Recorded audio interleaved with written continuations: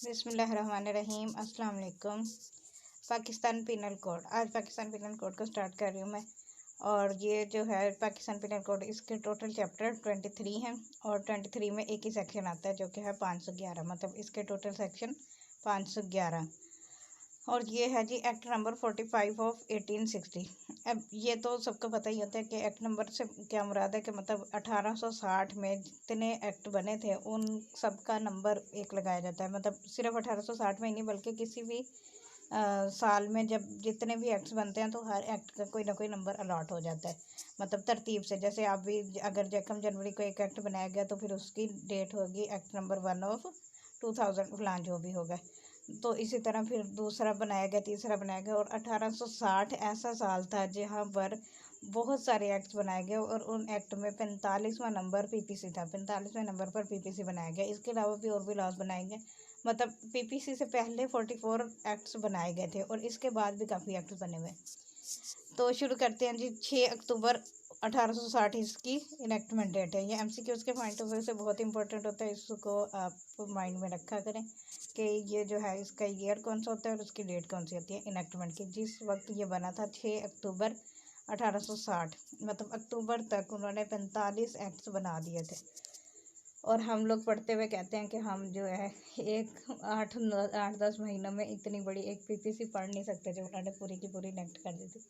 Aldous कि वो कितना टाइम इससे पीछे लगा था बनाने में वो एक अलग डिबेट है, लेकिन पढ़ी भी जा सकती है और इसको पूरा कवर भी किया जा सकता है। स्पेशली वो लोग जो सिविल जज या फिर एएसजे की तैयारी कर रहे हैं तो उन लोगों के लिए ये एक तरह की इस पर्सपेक्टिव से चीज़ों को देखा करें कि उन्होंने बनाने वाले ने अक्टूबर के महीने में, मतलब अगर जनवरी से साल स्टार्ट होता है तो जनवरी से उसने बनाना स्टार्ट किया और अक्टूबर तक पहुँचते पहुँचते उसने 45 एक्ट्स बना डाले। तो हम अक्टूबर से बल्कि पहले ही होंगे। इस दफ़ा के जो एग्ज़ाम्स हैं वो अगस्त तक हो जाएंगे मे बी। और जो सिविल जज है और एडिशनल है तो दोनों के पेपर एक साथ ही होते हैं, मतलब पोस्ट और रैंकिंग का फ़र्क होता है लेकिन एग्ज़ाम का सब्जेक्ट भी तकरीबन सेम है, कुछ चीज़ें चेंज हैं और वो जाहिर बात है लेवल के हिसाब से थोड़ा सा लेवल भी चेंज होता है। लेकिन वो लोग जिनको लगता है कि टाइम बहुत कम है, ये 2-3 महीने, अगर जिन लोगों ने अभी माइंड बनाया और अभी अप्लाई किया रिसेंटली, ये मई में ख़त्म हुई है उसकी एप्लीकेशन पंजाब में स्पेसिफिकली, तो वो उनके लिए इस हवाले से एक थोड़ी सी मोटिवेशन बनती है कि अगर आप इस हवाले से ला कर पढ़ें और देखें। मज़ीद आगे चलते हैं टाइम वेस्ट किए बिना। चैप्टर 1 इसका इंट्रोडक्शन है। चैप्टर 1 ऑलमोस्ट हर किसी ला का इंट्रोडक्शन ही होता है। और सबसे पहले होती है जी प्रीएम्बल। प्रीएम्बल के बारे में भी हर किसी को पता होता है, जिन लोगों को नहीं पता उनके लिए बता देती हूँ कि प्रीएम्बल जो किसी भी लॉ का जो मकसद है, पर्पज़ है, वो बताती है कि प्रीएम्बल बेसिकली ये जो लॉ बनाया जा रहा है वो क्यों बनाया जा रहा है, इस लॉ बनाने की ज़रूरत क्या थी और क्यों थी। तो वो और पूरा का पूरा जो एक्ट होता है उसका क्रक्स बेसिकली वो प्रीएम्बल बताती है। प्रीएम्बल पढ़ते ही आपको पता चल जाना चाहिए कि ये लॉ जो है वो किस बारे में है, इतनी कम्प्रिहेंसिव होती है प्रीएम्बल। अब इसको पढ़ के देखते हैं और फिर देखते हैं कि इसमें क्या उन्होंने लिखा है। Preamble, whereas it is expedient to provide a general penal code for Pakistan, it is enacted as followed. अब ये एक लाइन है और एक लाइन में उसने पूरी पीपीसी को डिफाइन कर दिया। कैसे किया? वो कहता है कि ये ज़रूरी था, ये मुनासिब था कि प्रोवाइड किया जाए एक जनरल पिनल कोड। पिनल कहते हैं जो कि सज़ा के हवाले से देने के मुतालिक अगर कोई लॉ होता है तो उसको लॉ ना भी हो कोई पेनल्टी है, पेनल्टी से पिनल है बेसिकली। पेनल्टी किसे कहते हैं? पनिशमेंट। जैसे हम कहते हैं कि जी अब तूने मेरे पे वो जो है दोस्तों में अक्सर चलता है कि वो फलां काम नहीं किया तो पेनल्टी लग गई है, तो वो पेनल्टी जो है वो बेसिकली उस सफिक्स है, ये पिनल सॉरी प्रीफिक्स है। सफिक्स बाद वाला वर्ड होता है और पेनल्टी के जो है वो टी है बाद में लगा दिया जाए तो वो सफिक्स बन जाएगा और ये पिनल जो है वो प्रीफिक्स है उसका। तो ये पिनल कोड है फॉर पाकिस्तान के लिए और इसको इनेक्ट किया गया एज फॉलोज, मतलब ये जितनी चीज़ें आगे आएंगी वो सारी की सारी पिनल कोड को ही डिफाइन कर रही हैं। तो मतलब पूरा का पूरा उसने पिनल कोड इस प्रीएम्बल के एक लाइन में बता दिया। अच्छा, और आगे उसके अलावा ये सब्सटेंटिव, क्योंकि अभी मैं इंट्रोडक्शन के हवाले से वो चल रही हूँ तो इस वजह से थोड़ा सेक्शन पे आने से पहले पाकिस्तान पिनल कोड के हवाले से जितना भी मतलब इंट्रोड्यूस इसको करवा सकूँ तो वो करने की कोशिश करें। तो पाकिस्तान पिनल कोड जो है इसमें बेसिकली ये सब्सटैंटिव लॉ है। अब सब्सटैंटिव लॉ दो तरह के लॉज होते हैं, सब्सटैंटिव होता है और दूसरा प्रोसीजरल होता है। सब्सटैंटिव लॉ ऐसे लॉ को कहते हैं जिसमें आपको किसी चीज़ की कोई डेफिनेशन बताई गई हो, डिफाइन किया गया हो, और या फिर सज़ा बताई गई। बहुत सारे ऐसे लॉज हैं जिनमें सज़ा नहीं होती लेकिन डेफिनेशन होती है, तो वो भी सब्सटैंटिव लॉ होता है। और उसके अलावा अब ये पीपीसी जो है वो सब्सटैंटिव लॉ है क्रिमिनल लॉ के हवाले से, और उसके साथ आपका सीआरपीसी है जो क्रिमिनल प्रोसीजर कोड को प्रोसीजरल लॉ के हवाले से डील करता है। इसी तरह आप सिविल में चले जाएं तो जैसे कॉन्ट्रैक्ट है आपका, वो सब्सटैंटिव लॉ है, उसमें कोई सज़ा वगैरह की बात नहीं है। ब्रीच की वायलेशन की तो बात है लेकिन वो भी सिर्फ डेफिनेशन है, और उसकी एक तरह से ब्रीच के हवाले से जो कंपल्सरी दी जाती है वो भी पेनल्टी के तौर पर आ जाती है ना, लेकिन उसमें प्रोसीजर नहीं बताया गया। तो वो जो है उसका एडजस्टेंट एडजेक्टिव, जिसे एडजेक्टिव लॉ भी कहते हैं, एडजस्टेंट भी कहते हैं, सप्लीमेंट्री लॉ भी कहते हैं, वो स्पेसिफिक रिलीफ है। स्पेसिफिक रिलीफ एक्ट ने बेसिकली वो एक्ट्स जो चीज़ें कॉन्ट्रैक्ट एक्ट का है उसी का प्रोसीजर स्पेसिफिक रिलीफ ने बताया है। दो के स्पेसिफिक रिलीफ ने भी काफ़ी सारी चीज़ों को डिफाइन किया है, लेकिन ज़्यादातर अगर आप स्पेसिफिक रिलीफ को डीपली पढ़ें तो वो आपको प्रोसीजर बताता है। नेक्स्ट लेक्चर में इंशाल्लाह स्पेसिफिक रिलीफ पे करूँगी, और वो बड़ा इंटरेस्टिंग लेक्चर है। स्पेसिफिक रिलीफ सबसे इंटरेस्टिंग लॉ लगता है मुझे, पता नहीं आपको लगता है या नहीं लगता, लेकिन बहरहाल अच्छा खैर, वो मैं उधर चली गई। वो मुझे किसी ने कहा है एक मेरे बल्कि मैं नाम लेके कह देती हूँ कि बशीर साहब हैं हमारे एडिशनल सेशन जज रिसेंटली बने हैं, तो उन्होंने मुझे सजेस्ट किया कि आप अपने लेक्चर्स में क्रॉस रेफरेंसेस लाजमी दिया करें। तो मैं कोशिश कर रही हूँ कि आगे भी मज़ीद भी कोशिश करूँगी कि वो क्रॉस रेफरेंसेस जिस जिस लॉ में क्रॉस रेफरेंस किसे कहते हैं सबसे पहले वो बता देती हूँ जिन लोगों को नहीं पता, क्योंकि वो मैं जब शुरू में ला कर रही थी तो मुझे भी नहीं पता होता था कि क्रॉस रेफरेंस किसे कहते हैं। क्रॉस रेफरेंस होता है कि यही चीज़ जो अगर एक बात आप किसी लॉ में पढ़ रहे हैं, जैसे अभी मैंने सब्सटैंटिव लॉ का, तो ये Pakistan penal code substantive law है, तो फिर इसके क्रॉस रेफरेंस में हम बताएंगे और कौन कौन से लॉज हैं जो सब्सटैंटिव लॉ है। सेम इसी तरह अगर हम कोई डेफिनेशन पढ़ते हैं, जैसे हम इसमें पर्सन की पढ़ेंगे, तो फिर हम क्रॉस रेफरेंस में डिस्कस करेंगे कि और कौन कौन से लॉ ने कहाँ कहाँ पर पर्सन की डेफिनेशन बताई है, और इसमें और उसमें सिमिलरिटी क्या है, और कंपैरिजन करेंगे डिफरेंस क्या है। ठीक हो गया, तो अब आगे चलते हैं। Title extent of operation of the code. This act shall be called the Pakistan Penal Code and shall take effect throughout Pakistan. अब ये एक्ट जो है वो कहलाएगा पाकिस्तान पिनल कोड, मतलब इसका नाम होगा, और ये इफेक्ट इसका होगा पूरे पाकिस्तान पर। अब सेक्शन 2 क्या कहता है? Punishment of offences committed with in Pakistan. ऐसे ऑफेंसेस की पनिशमेंट जो कि पाकिस्तान में कमिट हुए हैं। Every person shall be liable to punishment under this code and not otherwise for every act or omission contrary to the provision thereof which he shall be guilty within Pakistan. अगर कोई शख्स कोई भी act करता है या कोई omission करता है, ओमिशन कहते हैं कि कोई ऐसा एक्ट जो कि लीगल एक्ट आपको करना चाहिए था लेकिन आपने वो नहीं किया और वो करने से ओमिट कर गए, मतलब कोई एक ड्यूटी है आपकी। फॉर एग्जांपल ले लेते हैं, फॉर एग्जांपल अगर आपको कहा गया था कि आपने जो है वो ट्रैफिक रूल की वायलेशन नहीं करनी, लेकिन आपने वो कर दी, तो अब ये क्या हो गया? वो आपको मना किया गया था लेकिन आपने वो कर दिया, तो वो आपका कहलाएगा एक्ट। लेकिन आपसे अगर कोई एक्ट करने के लिए कहा गया था कि भाई आपने ये काम करना है और आपने नहीं किया, तो वो ओमिशन हो जाएगी। उसी एग्जांपल का आगे ले लेते हैं कि आपने ट्रैफिक रूल्स की वायलेशन नहीं करनी थी लेकिन आपने कर दी। अब अगर कर दी है तो फिर आपके ऊपर पेनल्टी लगा दी जाती है, वो चालान आपने पे करना होता है, लेकिन आपने वो चालान पे नहीं किया, तो फिर आपने क्या कर दिया? ओमिशन कर दिया। वो काम जो कि लीगली करना ज़रूरी था लेकिन आपने वो नहीं किया, तो वो ओमिशन होगी। लेकिन अगर कोई ऐसा काम जो कि नहीं करना था, लीगली प्रोहिबिटेड था, वो आपने कर दिया, तो वो एक्ट कहलाएगा। ये दोनों एक दूसरे के ऑपोजिट होते हैं। अच्छा, वो कहता है कि कोई भी ऐसा एक्ट या फिर ओमिशन है जो कि पूरे पाकिस्तान के अंदर किसी ने भी वो कमिट किया है, तो वो लाइबल होगा इस पीपीसी के तहत, उसको गिल्टी करार दिया जाएगा और उसको सज़ा दी जा सकती है।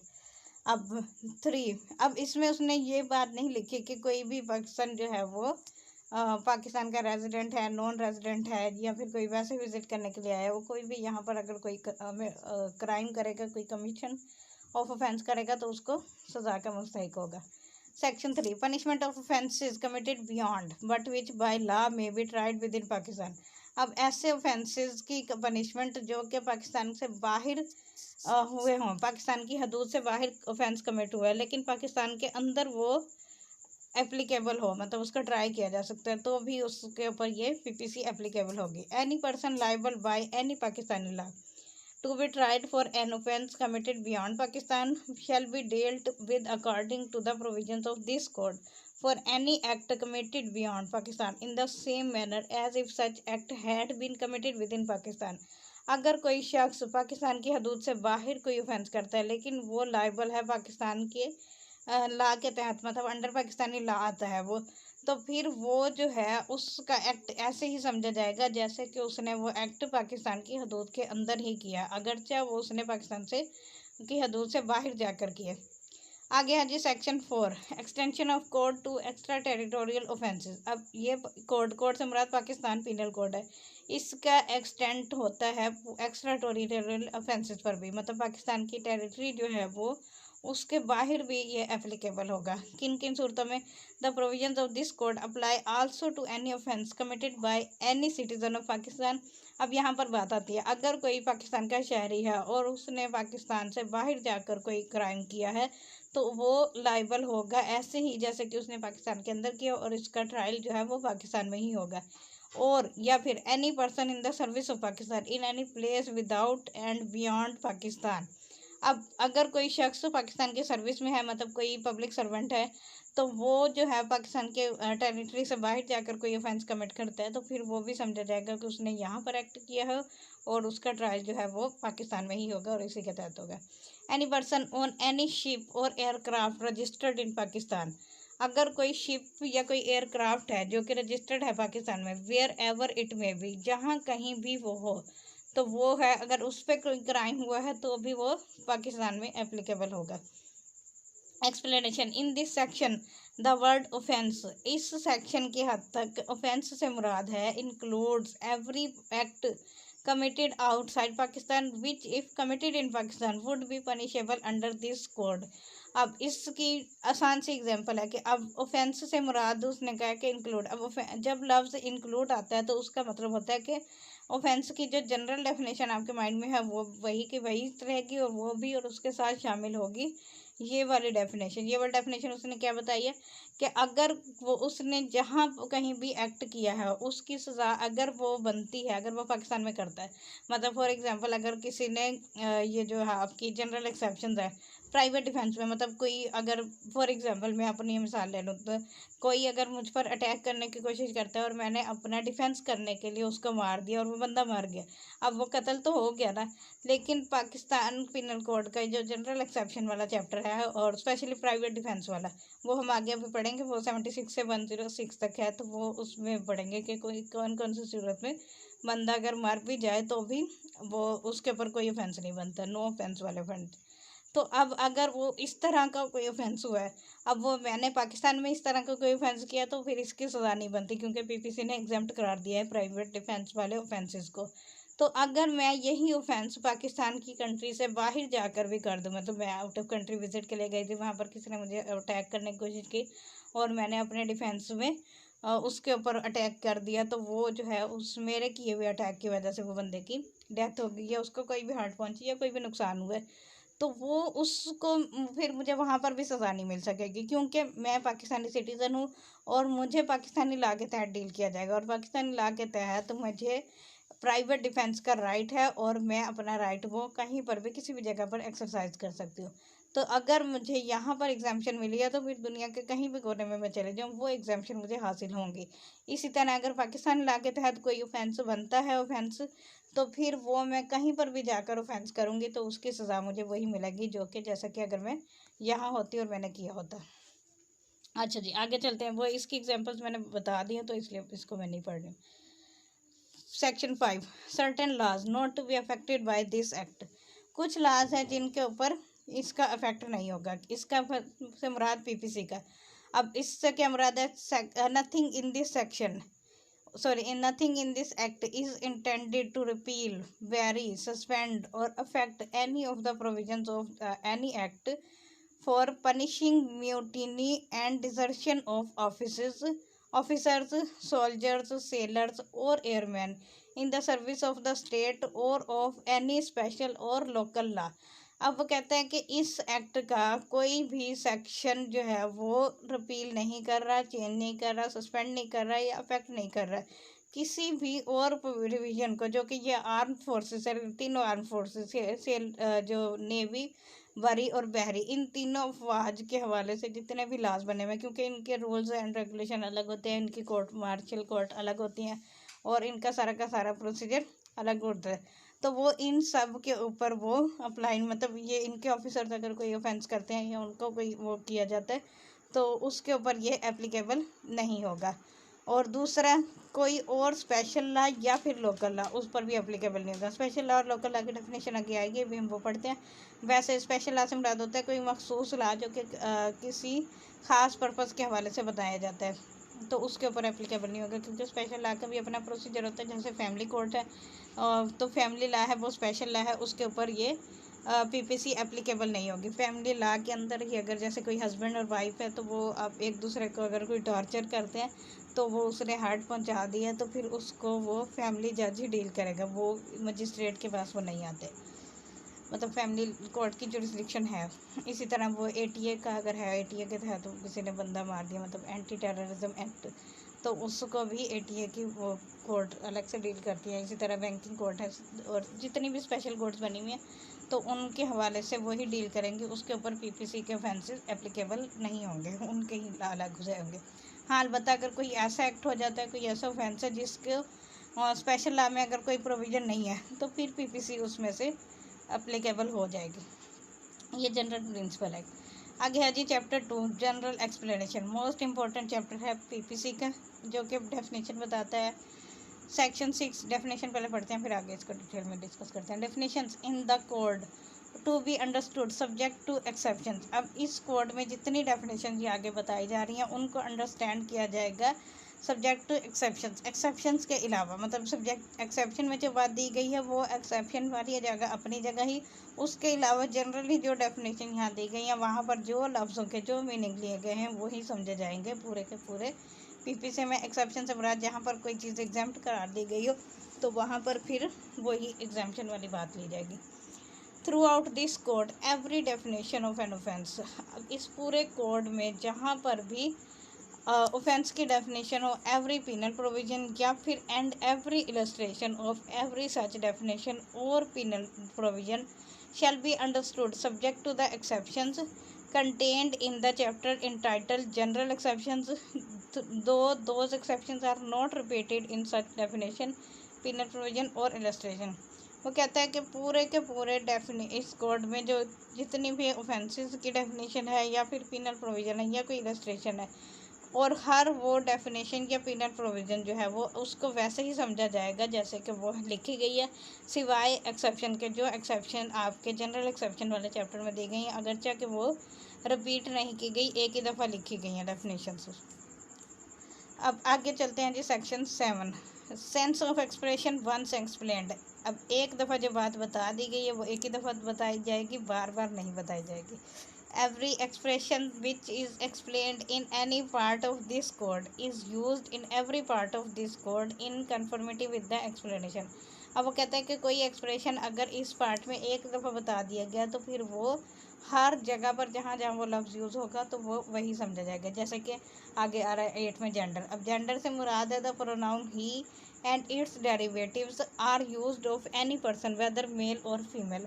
अब इस पूरे एक्ट में जहाँ अब एक दफ़ा उसने बता दिया ना कि ही से मुराद ये है कि ही के डेरिवेटिव्स भी और उसमें मेल हो या फीमेल, मतलब ही हिज हिम, जहाँ जहाँ कर भी लिखा होगा तो उसमें शामिल होगा मेल भी और फीमेल भी। मतलब जहाँ पर अगर किसी ने लिखा होगा ना कि ही वो अबेटेड या he did whatsoever hard did, तो वो सारा का सारा उसके ऊपर ये नहीं कहा जा सकता कि भाई लफ्ज़ ही लिखा हुआ है तो लिहाजा फीमेल एग्जाम्प्टेड है, तो वो ऐसा नहीं होगा। डेफिनेशन में उसने पहले ही बता दिया सेक्शन 8 में कि ही में शी भी शामिल है। अब इसका ये मतलब हरगिज़ नहीं है कि वो शीमेल कह रहे हैं, लेकिन उसने सिर्फ वो जो है ना टाइम और की सेविंग की है कि वहाँ पर अब हर जगह पर वो ही लिखता है फिर स्लैश करके शी लिखता है, तो वो एक एक्ट की जो खूबसूरती होती है ना वो ख़राब होती है, इसलिए उसने पहले ही बता दिया कि ही में शी भी इंक्लूड होगा। अब section 9 number unless the contrary appears from the context. Words importing the singular number include the plural number and words importing the plural number include the singular number. अब जिस तरह ही में शी शामिल है, इसी तरह सिंगुलर में प्लूरल भी शामिल है और प्लूरल में सिंगुलर भी शामिल है। ठीक हो गया।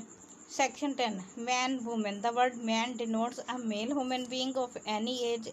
The word women denotes a female human being of any age. अब मैन में बच्चा भी आ जाएगा, लड़का भी आ जाएगा, मर्द भी आ जाएगा, तो वो बूढ़ा भी आ जाएगा।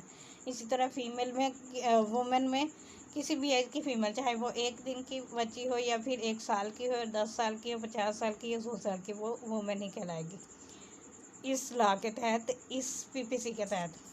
अदरवाइज जनरली नहीं होता है। 11 person.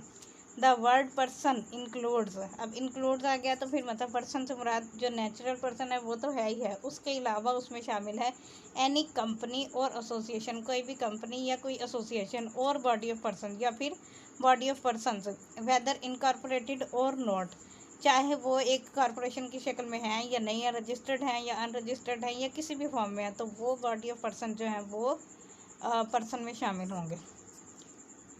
12 section public. The word public includes any class of the public और एनी कम्युनिटी, कोई भी क्लास या फिर कोई भी कम्युनिटी जो है वो पब्लिक में शामिल होगी। मतलब क्लास से मुराद ये जो हमारी अपर क्लास, लोअर क्लास या मिडिल क्लास होगी, ये भी पब्लिक है। उसके अलावा कोई भी कम्युनिटी जो Muslim community, non Muslim community, तो वो भी पब्लिक में शामिल है। सेक्शन 14 है जी servant of the state. The words servant of the state denotes all officers or servant continued appointed or employed in Pakistan by or under the authority of the federal government or any provincial government. जितने भी servant जो है वो जो appoint किए गए हैं या एम्प्लॉयड कर रहे हैं पाकिस्तान में और पाकिस्तान की फेडरल गवर्नमेंट या प्रोविंशियल गवर्नमेंट की अथॉरिटी में, तो वो कहलाएंगे servant of the state. Section 17 है जी government. The word government denotes the person or persons authorized by law to administer executive government in Pakistan और in any part thereof. Government से मुराद ये है कि गवर्नमेंट जो कि पर्सन को डिनोट कर रही है, पर्सन को या फिर ऑथराइज कर रही है बाय लॉ कि वो एग्जीक्यूटिव करे, एडमिनिस्टर करे। एग्जीक्यूटिव मतलब इंतज़ामी मामलात को एडमिनिस्टर करना जिसकी जिम्मेदारी होगी वो कहलाएगी गवर्नमेंट। पाकिस्तान और in any part thereof, कि पाकिस्तान में या फिर पाकिस्तान के किसी भी इलाके में, तो वो गवर्नमेंट होगी। सेक्शन 18 ओमिटेड है और सेक्शन 19 आ जाता है जज।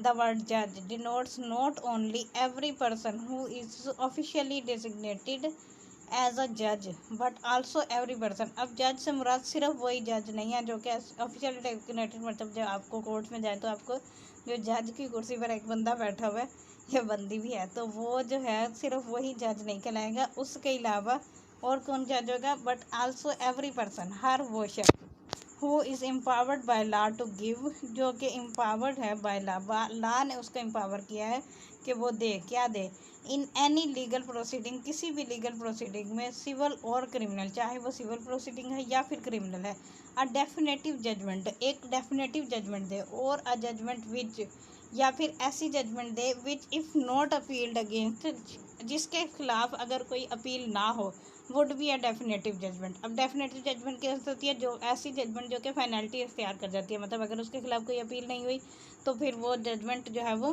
डेफिनेटिव हो जाएगी।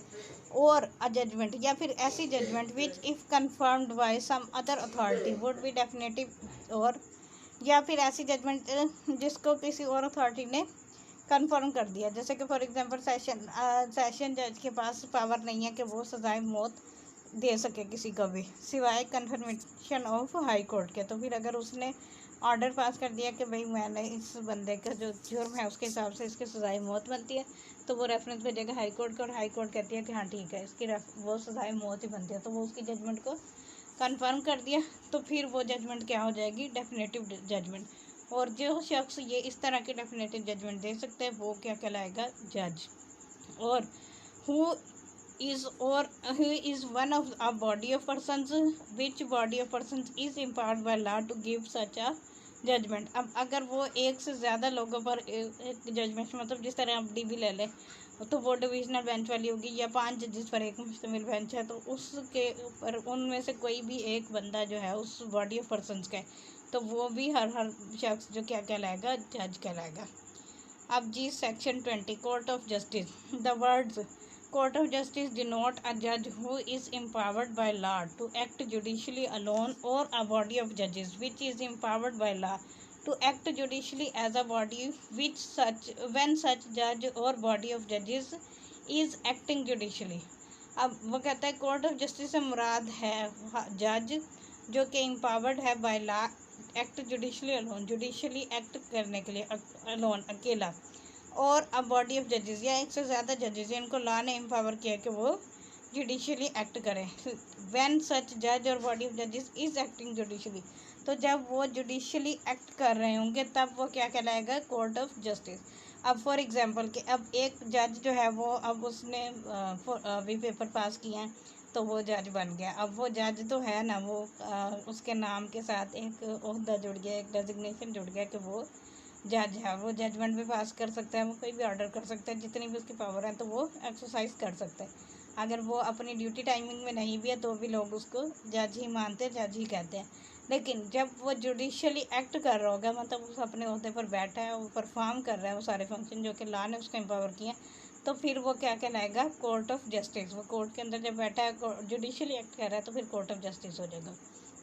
ठीक हो गया। आगे हाँ जी, most important section 21 public servant. ये भी एमसीक्यूज के पॉइंट ऑफ व्यू से भी इम्पोर्टेंट है, उसके अलावा भी इसके ऊपर नोट भी आ जाते हैं, पूरा क्वेश्चन भी आ सकते हैं, क्योंकि ये है तो डेफिनेशन वाला सेक्शन, लेकिन काफ़ी बड़ा सेक्शन है ये। और ये वाहिद पीपीसी है मेरी नज़र में गुजरा वाला जिसमें इतने सारी डेफिनेशन जो कि सेक्शन के तौर पर बताए गए, वरना बहुत सारी डेफिनेशन बहुत सारे लॉ में है, जैसे नैब में है, एटीएम है, तो वो डेफिनेशन है वो 2, 3, 4 के बाद ABCD करके भी शुरू हो जाती हैं, लेकिन सेक्शन वाइज डेफिनेशन जो है वो मेरी नज़र से पीपीसी के अलावा कहीं नहीं गुजरते हम पर सेक्शन। अब ये 21 है लेकिन ये डेफिनेशन क्लॉज है, ये सेक्शन 21 ही डेफिनेशन क्लॉज है, और आगे भी जो आ रहे हैं वो भी सारे डेफिनेशन क्लॉजेज हैं। अच्छा खैर, the word public servant denotes a person falling under any of the description herein after following namely। Public servant से मुराद वो शख्स होगा जो कि ये जितनी डिस्क्रिप्शन अभी बताई गई हैं वो उसमें किसी में उनमें से किसी में भी फॉल करता हो। अब इसमें से पहला ओमिटेड है, सेकंड है every commissioned officer in the military, naval or air forces of Pakistan while serving under the federal government or any provincial government. अब जितने भी कमीशनड ऑफिसर्स हैं तीनों फौज के, बरी, बहरी और फौजी, नेवी, बरी, बहरी और नेवी होती है। पाकिस्तान की तीनों सर्विसेज में कमीशनड ऑफिसर जो होंगे जिसको फेडरल गवर्नमेंट या प्रोविंशियल गवर्नमेंट अपॉइंट करेगी वो क्या कहलाएंगे, पब्लिक सर्वेंट। थर्ड पे है जी एवरी जज, हर जज भी पब्लिक सर्वेंट होता है। Fourth, every officer of a court of justice whose duty it is as such officer to investigate और report on any matter of law or fact or to make, authenticate or keep any document or to take charge or dispose of any property or to execute any judicial process or to administer any oath or to interpret or to preserve order in the court, and every person specially authorized by a court of justice to perform any of such duties। उसके अलावा कोई भी, मतलब court of justice के जितने भी persons हैं वो सारे के सारे भी क्या कहलाएंगे, public servant. Fifth, every juryman, assessor or a member of panchayat assisting a court of justice or public servant, या कोई भी कोर्ट ऑफ जस्टिस या पब्लिक सर्वेंट को असिस्ट कर रहा है, चाहे वो जूरी मैन है या कोई असेसर है या कोई पंचायत का मेंबर है, तो वो भी क्या कहलाएगा, public servant. Sixth, every arbitrator or other person to whom any cause or matter has been referred for decision or report by any court of justice। अब हर आर्बिट्रेटर जो है वो भी कोर्ट ऑफ पब्लिक सर्वेंट है, लेकिन तब जब court उसको कोई मैटर रेफर करे आर्बिट्रेशन के हवाले से। सेवंथ, अब आर्बिट्रेशन क्या होती है थोड़ा सा इसको भी डिस्कस कर लेते हैं, जिन लोगों को नहीं पता, बहुत सारे लोग ऐसे भी बच्चे होते हैं जिनको आर्बिट्रेशन का नहीं पता। आर्बिट्रेशन जो है वो एक थर्ड पर्सन, दोनों पार्टीज़ का आपस में डिस्प्यूट है, इसको आर्बिट्रेशन एक्ट जो है वो 1940 डील करता है। आर्बिट्रेशन के हवाले से पूरा लॉ बना हुआ है जिसमें पूरा प्रोसीजर लिखा हुआ है कि आर्बिट्रेटर जो होता है वो उसने क्या क्या काम करना है, कैसे कैसे करना है, अगर वो नहीं करता तो फिर क्या होगा, करता है तो फिर क्या होगा, और कैसे उसको रेफ़र किया जाता है। तो 3 तरीके से आर्बिट्रेटर जो है वो अपॉइंट होता है। या तो पार्टीज़ खुद अपॉइंट कर देती हैं, वो दोनों पार्टीज़ एग्री हो जाती हैं कि भाई हाँ ठीक है, फ़लाँ बंदा जो है वो हमारा फ़ैसला तय कर दे। जैसे वो अक्सर दोस्तों में लड़ाई झगड़ा हो जाता है, तो फिर कोई तीसरा दोस्त आ जाता है, तो वो कहते हैं भाई ठीक है, जो जैसे ये कहेगा तो वैसे हम कर लेंगे। तो इस तरह अगर एक आर्बिट्रेटर अपॉइंट होता है। दूसरा तरीका होता है कि दोनों पार्टीज़ अपना अपना आर्बिट्रेटर अपॉइंट कर लेती हैं और फिर वो दोनों आर्बिट्रेटर मिलकर कोई फैसला करते हैं। तीसरा होता है कि कोर्ट के ज़रिए कोर्ट रेफ़र कर देती है किसी शख्स को कि आप जो हैं वो आर्बिट्रेटर अपॉइंट होते हैं और इस मामले में आप फैसला करें। तो फिर वो आर्बिट्रेशन एक्ट वाला पूरा का पूरा प्रोसीजर वो अडॉप्ट करेगा और फिर एक जो फैसला लिखेगा उसके उस फैसले को अवार्ड कहते हैं। तो वो आर्बिट्रेटर भी जो है वो पब्लिक सर्वेंट होगा, लेकिन तब जब उसे कोर्ट ने एम्पावर किया होगा। अच्छा जी, आगे है seventh every person who holds any office by virtue of which he is empowered to place or keep any person in confinement. जिस भी पर्सन के पास पावर होगी किसी पर्सन को कन्फाइनमेंट में रखने की, मतलब एक कन्फाइनमेंट होती है कैद में रखने की, मतलब जिस तरह ये जेलर वगैरह होते हैं तो वो भी पब्लिक ऑफिसर होते हैं, सर्वेंट होते हैं।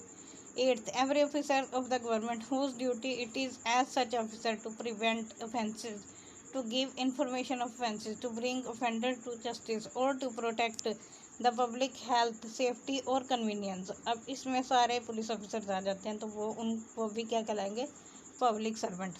9th every officer whose duty it is as such officer to take, receive, keep or expend any property on behalf of the government or to make any survey, assessment or contract on behalf of the government or to execute any revenue process or to investigate or to report on any matter affecting the pecuniary interest of the government or to make, authenticate or keep any document relating to the pecuniary interest of the government or to prevent the information of any law for the protection of the pecuniary interest of the government and every officer in the service or pay of the government or remunerated by fees or commission for the performance of any public duty. अब जितने भी person जो हैं वो revenue के हवाले से, जो मतलब रेवेन्यू ऑफिसर्स हैं, वो भी क्या कहलाएंगे, पब्लिक सर्वेंट। 10th में है every officer whose duty it is as such officer to take, receive, keep or expend any property, to make any survey or assessment or to levy any rate or tax for any secular common purpose of any village or town or district or to make, authenticate or keep any document for the ascertaining of rights of the people of any village, town or district। इसमें भी ये जो आपके collectors वगैरह होते हैं ना, जो असिस्टेंट कलेक्टर कमिश्नर बोर्ड वगैरह, तो ये जो टैक्स इम्पोज करते हैं या कलेक्ट करते हैं और ये असेसमेंट करते हैं, तो वो सारे लोग इसमें आ जाते हैं। इन सारे लोगों को अगर आपने डिटेल में समझना है तो मैं लैंड रेवेन्यू एक्ट का लेक्चर पहले ऑलरेडी बना चुकी हूँ। उसके अलावा लैंड रेवेन्यू के रोल्स जिसमें डिटेल से वो बनाया गया, तो वो आपको चैनल की प्लेलिस्ट में मिल जाएगी, इसलिए वो वहाँ से देख सकते हैं। 11th every person who holds any office in virtue of which he is empowered to prepare, publish, maintain और रिवाइज एन इलेक्टोरल रोल और टू कंडक्ट एन इलेक्शन और पार्ट ऑफ एन इलेक्शन। अब ये जो इलेक्शन कमीशन है, ये उसका सारा जितना अमला है वो सारे भी पब्लिक सर्वेंट होंगे। इलस्ट्रेशन इसकी जो है वो पढ़ने वाली है। अब municipal commissioner is a public servant. अब इलस्ट्रेशन में उसने बताया कि और कौन कौन से लोग पब्लिक सर्वेंट हैं। ये ऊपर जो बता दिए गए हैं 9-10 कैटेगरीज के, वो तो है ही हैं, उसके अलावा भी हैं। अब जो इलस्ट्रेशन है वो भी पार्ट ऑफ लॉ होती है, वो लॉ का हिस्सा ही समझी जाती है और वो इसको हम लोग इग्नोर कर देते हैं, हालांकि इसको करना नहीं चाहिए क्योंकि ये भी एक्ट का स्टैट्यूट का हिस्सा है, लेजिस्लेचर ने फिर लिखा होता है इसको। एक्सप्लेनेशन, और इसकी इतनी ही वैल्यू होती है जैसे कि किसी सेक्शन की। एक्सप्लेनेशन 1 है जी, person falling under any of the above description are public servants whether appointed by the government or not. जितने भी ऊपर वाली कैटेगरीज में अगर उसे गवर्नमेंट ने अपॉइंट किया है या नहीं किया तो भी वो पब्लिक सर्वेंट ही होंगे। एक्सप्लेनेशन 2 है जी, wherever the words public servant occur they shall be understood of every person who is in actual possession of the situation of a public servant whatever legal defect there may be in his right to hold that situation। अब वो कहता है जहाँ पर भी word public servant आएगा तो वो उससे मुराद समझा जाएगा कि वो उसकी एक्चुअल पोजीशन में वो जो होल्ड कर रहा है ऑफिस उसका पर्सन का, और चाहे उसमें अगर कोई लीगल डिफेक्ट भी है तो भी उसके राइट्स जो हैं उस ऑफिस को होल्ड करने के उस सिचुएशन में है। Explanation 3, the word election denotes an election for the purpose of selecting members of any legislative, municipal or other public authority of whatever character, the method of selection to which is by or under any law prescribed by an election। Election के ज़रिए हवाले से जितने के भी वो मामलात है, वो जो भी लेजिस्लेटिव बॉडी या म्यूनसिपल बॉडी या कोई भी अथॉरिटी उसको उसका कोई भी मेंबर है या कोई भी कैरेक्टर है जो उस टाइम पर वो फंक्शन परफॉर्म कर रहा है तो वो भी पब्लिक सर्वेंट ही कहलाएगा। Section 22, movable property. The words movable property are intended to include corporeal property of every description except land and things attach to the earth or permanently fasten to anything which is attach to the earth. अब वो कहता है कि movable property में से मुराद है कोई भी कॉर्पोरियल प्रॉपर्टी, ऐसी प्रॉपर्टी जिसको टच किया जा सके, टेंजिबल होती है जो, तो वो प्रॉपर्टी क्या कहलाएगी, किसी भी डिस्क्रिप्शन किया तो वो मूवेबल है। लेकिन उसमें मूवेबल में शामिल नहीं है सिवाय ज़मीन के। ज़मीन जो है वो इमूवेबल है और ज़मीन के साथ जितनी भी चीज़ें अटैच हैं, जैसे ज़मीन के साथ अगर कोई दरख्त अटैच है या दीवार अटैच है, ज़मीन के साथ ही अटैच होगी ना, बिल्डिंग बनाई हुई है तो दीवार। And things attach to the earth or permanently fasten to anything which is attach to earth. अब ज़मीन के साथ दीवार अटैच है तो दीवार भी होगी इमूवेबल प्रॉपर्टी, और दीवार के साथ अब फिर छत अटैच है तो छत भी क्या हो जाएगी, इमूवेबल प्रॉपर्टी। इसके अलावा दीवार के साथ अगर कोई परमानेंटली अटैच चीज़ें हैं, जैसे कि कोई बोर्ड वगैरह है, कोई उसमें वकील लगी हुई है, तो वो जब तक उसके साथ लगी रहेगी तो वो भी इमूवेबल प्रॉपर्टी में ही फॉल करेगी। उसके अलावा जितनी चीज़ें हैं वो सारी मूवेबल हैं इस लॉ के तहत। उसके अगर आप रजिस्ट्रेशन एक्ट पढ़ें तो उसने इमूवेबल की डेफिनेशन जो है वो काफ़ी लंबी चौड़ी बताई है, उसमें इसने ये चीज़ें नहीं बताई। बाकी ये वाली बात जो है वो आपको जनरल क्लासेस एक्ट में, टीपीए में और भी जहाँ जहाँ पर भी मूवेबल प्रॉपर्टी की डेफिनेशन दी गई या इमूवेबल की है वो यही डेफिनेशन आपको मिलेगी, सिवाय रजिस्ट्रेशन एक्ट के। रजिस्ट्रेशन एक्ट की डेफिनेशन चेंज है, चेंज से मुराद उसने यही लिखी है, लेकिन उसमें काफ़ी सारी चीज़ें इंक्लूड की हैं। वो आप रजिस्ट्रेशन एक्ट का मैं लेक्चर ऑलरेडी अपलोड कर चुकी हूँ तो वहाँ से जाके चेक कर लो। 23, wrongful gain। Wrongful gain is gain by unlawful means of property to which the person gaining is not legally entitled। wrongful gain से मुराद है ऐसा गेन जो कि अनलॉफुल मीन्स के ज़रिए लिया गया हो किसी भी प्रॉपर्टी को, और ऐसी प्रॉपर्टी जो कि लीगली इंटाइटल नहीं था वो पर्सन लेने का। जैसे कि फॉर एग्जांपल अगर मैं हूँ तो मैंने किसी का मोबाइल उठा लिया बिना उसकी परमिशन के और बिना उसके बताए, वो मतलब एग्जांपल ये बनती तो नहीं है लेकिन फिर भी चलो, किसी और को तो नहीं फ़र्ज़ भी नहीं कर सकती ना, आजकल तो फ़र्ज़ करने पर भी इल्ज़ाम लग जाते हैं, तो इसलिए ख़ुद को ही फ़र्ज़ कर लेती हूँ कि बिल फ़र्ज़ मैं किसी के साथ बैठी और वो उसने वहाँ पर अपना मोबाइल रखा और मैंने उसे बिना बताए उसका मोबाइल उठा के अपने बैग में डाल दिया, तो अब ये क्या है, मैं इंटाइटल नहीं हूँ उसका मोबाइल या उसकी कोई भी चीज़ लेने के लिए, किसी की भी। तो अगर मैंने ऐसा कोई काम किया है तो ये क्या कहलाएगा, रॉन्गफुल गेन। अब रॉन्गफुल लॉस क्या है, इसका अपोजिट हो गया। जिस शख्स की मैंने चीज़ लिया है तो उसका तो नुकसान हो गया ना, तो उसका रॉन्गफुल नुकसान हुआ है, मतलब उसका नुकसान होना नहीं चाहिए था लेकिन हो गया, तो वो उसका क्या कहलाएगा, wrongful loss. wrongful loss is the loss by unlawful means of property to which the person losing it is legally entitled। वो पर्सन इलीगली इंटाइटल था कि अपनी चीज़ को वो अपने पास रखे, लेकिन अगर किसी और ने उससे ले लिया तो उसका नुकसान हो गया तो वो रॉन्गफुली लॉस कहलाएगा। अब gaining wrongfully, losing wrongfully. A person is said to gain wrongfully when such person retains wrongfully as well as when such person acquires wrongfully।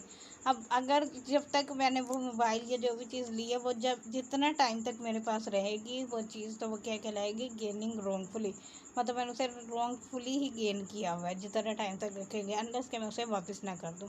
A person is said to have wrongfully when such lost wrongfully when such person is wrongfully kept out of any property as well as when such person is wrongfully deprived of property। अब उसका तो mobile या जो भी चीज़ थी वो तो चला गया ना, तो उसको जब तक वो नुकसान रहेगा तब तक वो क्या कहलाएगा, wrongfully losing।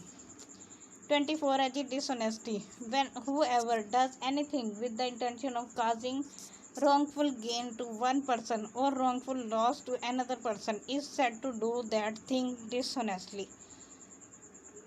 अगर किसी शख्स ने इंटेंशन ही उसकी यही थी कि वो रॉन्गफुल लॉस गेन करे और उसको दूसरे शख्स को रॉन्गफुल लॉस पहुंचाए, तो फिर उसने क्या किया, वो काम डिसऑनेस्टली कैसे किया। अब डिसऑनेस्टली मैंने किसी का मोबाइल उठाऊंगी ना, अगर मेरी नीयत अच्छी होगी तो मैं उससे पूछ के ले सकती हूँ कि भाई मुझे आपका मोबाइल चाहिए और फलाम पर्पज़ के लिए चाहिए, तो फिर वो अगर उसकी मर्ज़ी हो वो दे दे, नहीं मर्ज़ी तो ना दे। लेकिन अगर बिना बताए इस तरह मैंने उसका वो नुकसान पहुँचाने की नीयत से किया तो फिर क्या होगा, dishonestly।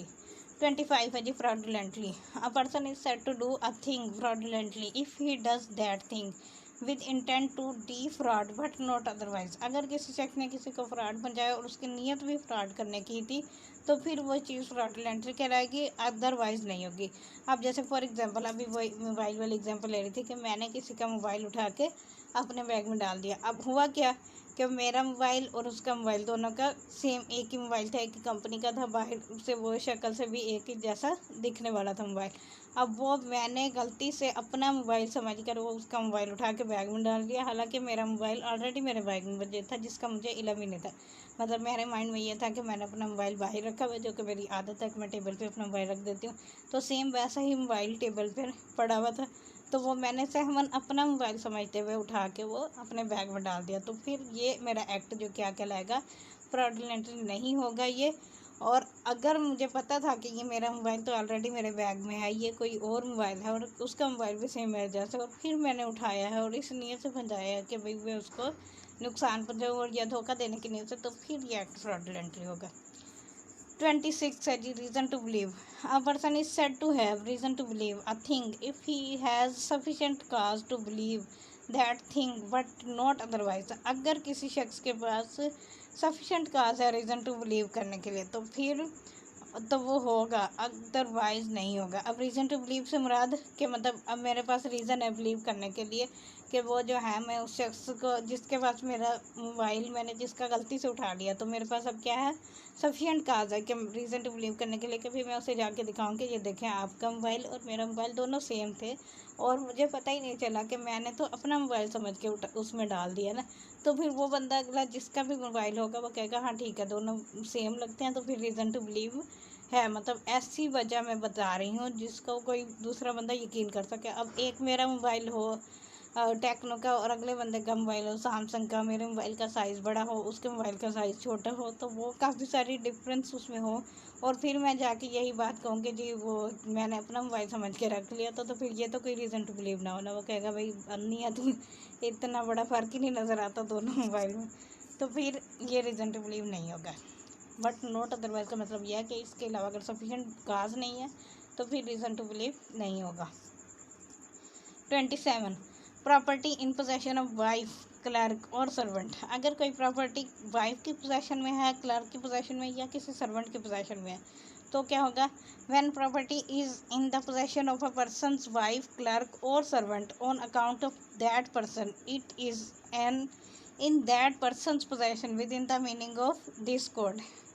अब अगर कोई प्रॉपर्टी अब मतलब मेरी प्रॉपर्टी अगर है फॉर एग्जांपल और वो मैंने मेरी वाइफ तो चलो हो नहीं सकती, वाइफ को मैंने दे दी, इसके अपोजिट आप तो हस्बैंड भी कर सकते हैं, वैसे उसने पता नहीं क्यों नहीं लिखा, लेकिन मोस्टली बंदों के पास ही चीज़ें होती है ना, तो वो अपनी वाइफ को रखवा देते हैं, तो वो उसने वाइफ के पास रखवा दी अपनी कोई भी चीज़ थी, कोई डॉक्यूमेंट था, कोई गोल्ड था या कुछ भी था, या उसने अपने क्लर्क से कह दिया कि भाई ये चीज़ अपने पास रख लो, या किसी सर्वेंट से कह दिया, तो वो फिर बेशक पोजेशन में उनकी है लेकिन वो समझा जाएगा कि वो उसी की ही है, पोजेशन में है जिस पर्सन ने वो उसे चीज़ें दी है। मतलब इसको कहते हैं कंस्ट्रक्टिव पोजेशन, इस टाइप की पोजेशन को। एक्सप्लेनेशन है जी, अ पर्सन एम्प्लॉयड टेम्परेरीली और on a particular occasion in the capacity of a clerk or servant is a clerk or servant within the meaning of this section. अब कोई अगर temporary base पर उसका servant या clerk है तो भी, या परमानेंट बेस पर है तो भी उसको उसके पास अगर उसने कोई चीज़ रखवाई हुई है तो वो उसके बिहाफ पर ही समझा जाएगा, और ऐसे समझा जाएगा कि जैसे उसकी खुद की ही है पोजेशन में। 28 है जी counterfeit. A person is said to be counterfeit who causes one thing to resemble another thing intended by means of that resemblance to practice deception or knowing it to be likely that deception will thereby be practiced। अब एक शख्स ने counterfeit किया, जाली note बना लिया और उसको पता है कि ये जो है मार्केट में जाएंगे तो ये बिल्कुल ऐसे ही लगेंगे जैसे कि असली है, तो वो जो जाली नोट उसने बनाए हैं वो क्या किया, उसने काउंटरफीट की है। अच्छा जी, एक्सप्लेनेशन 1 में कहता है it is not essential to counterfeiting that the imitation should be exact. अब इमिटेशन क्या होती है कि जो उसने उसकी कॉपी बनाई है वो ज़रूरी नहीं है कि वो बिल्कुल सेम टू सेम हो, वो हो वैसे ही हो। थोड़ा बहुत अगर उसमें फ़र्क भी है लेकिन उसकी इंटेंशन ये है, वो ये शो करना चाहता है कि ये बिल्कुल वही चीज़ है, तो वो क्या कहलाएगी, काउंटरफीट। एक्सप्लेनेशन 2, क्योंकि कॉपी में कुछ ना कुछ तो वो कमी होती है लाजमी। When a person causes one thing to resemble another thing and the resemblance is such that a person might be deceived thereby, it shall be presumed until the contrary is proved that the person so causing the one thing to resemble the another thing intended by means of that resemblance be practiced deception or knew it to be likely that deception would thereby be practiced। अब इसकी simple सी example है कि आप इस पहले इसमें वो समझते हैं कि उसने कहा क्या, वो कहता है कि अगर कोई चीज़ उसने बनाई है इस मकसद के लिए जो रिजेंबल करती है कि उससे वो दूसरों को धोखा दे, तो वो समझा जाएगा सिवाय इसके कि कंट्रेरी प्रूव ना हो जाए। अब कंट्रेरी प्रूव क्या होता है उसकी एग्जांपल मैं भी बताती हूँ। तो वो कहता है कि सिवाय इसके कि अगर कंट्रेरी प्रूव हो गया तो वो क्या समझा जाएगा कि उसने वो चीज़ सिर्फ धोखा देने की ही नीयत से बनाई थी और उसका पता था कि ये चीज़ अगर मार्केट में जाएगी या कोई इसको लेगा तो वो यही समझेगा कि जैसे कि वो असल ओरिजिनल ही है। जैसे कि आप एप्पल की मिसाल ले लें, आईफोन जो इस वक्त सबसे महंगा फ़ोन कंसीडर किया जाता है, लेकिन आपको एप्पल की कॉपीज़ मिल जाएंगी। अगर ओरिजिनल एप्पल जो है वो 2-2.5 लाख का मिलता है तो उसकी कॉपी आपको 25-30 हज़ार रुपये की मिल जाएगी इजीली। लेकिन अगर कोई शख्स वही एप्पल का मोबाइल जो उसकी कॉपी है वो दिखने में सेम ऐसा है, उसके फीचर्स भी सेम होते हैं, तो वो ही वाली कॉपी आपको ओरिजिनल दिखाकर बेच देता है। वो कहता है जी ये ओरिजिनल एप्पल है, 2.5 लाख रुपए का है, तो वो उसने क्या किया, आपको धोखा देने की नीयत से वो आपको बेचने की कोशिश कर रहा है, तो वो क्या कर रहा है, काउंटरफीट कर रहा है। ठीक हो गया, बना अगर उसने वो मोबाइल बनाया है कॉपी वाला ना, लेकिन अगर उसकी नीयत ये नहीं है कि भाई वो जो ओरिजिनल दिखा के वो आपको बता रहा है कि ये कॉपी है उसकी और ये उसी तरह के फीचर्स में इसमें ये चीज़ें ये है ये वो है वगैरह, तो ये क्या कहलाएगा, वो कंट्रेरी प्रूव करेगा कि भाई मेरी नीयत धोखा देने की नहीं थी, मैंने तो सिर्फ ये इसकी कॉपी इस वजह से बनाई है कि जो लोग इतना महंगा फ़ोन नहीं खरीद सकते तो वो सस्ता फ़ोन रख ले। मतलब शौक़ तो हर किसी को होता है कि हमारे पास एप्पल हो, आईफोन हो, तो वो अगर नहीं रख सकते तो उन लोगों के लिहाज से उसने बनाई है, तो फिर ये क्या होगा, तो वो काउंटरफीट में नहीं आएगा। काउंटरफीट में तभी आएगा जब उसकी नीयत हो कि वो धोखा देने की कोशिश करे।